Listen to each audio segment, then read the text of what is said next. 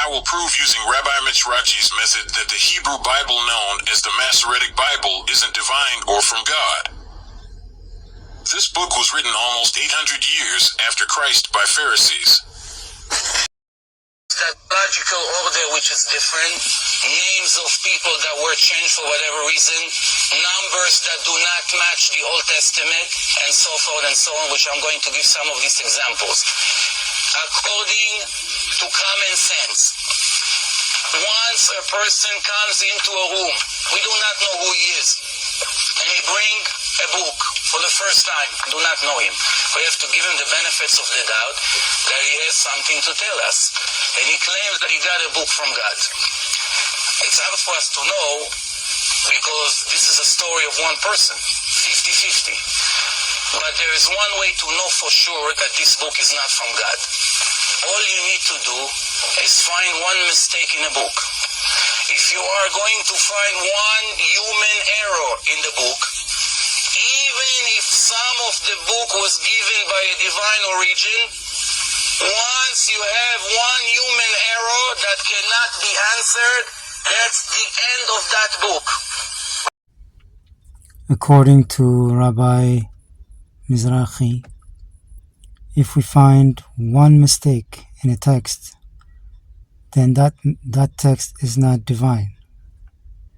So let's look at the Masoretic Bible, and if we find one mistake in that text, we can conclude it's not from God, it's not divine.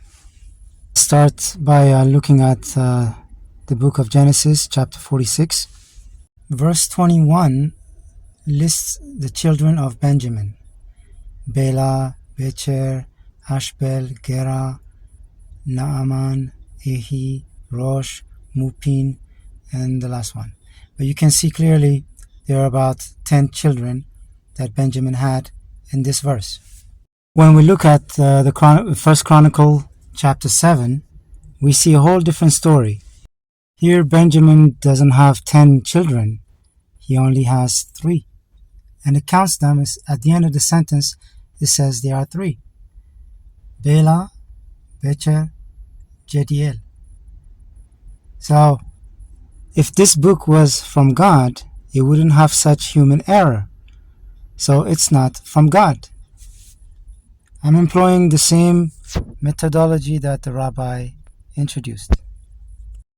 Now let's look at the Greek Septuagint Bible, written 300 years before Christ.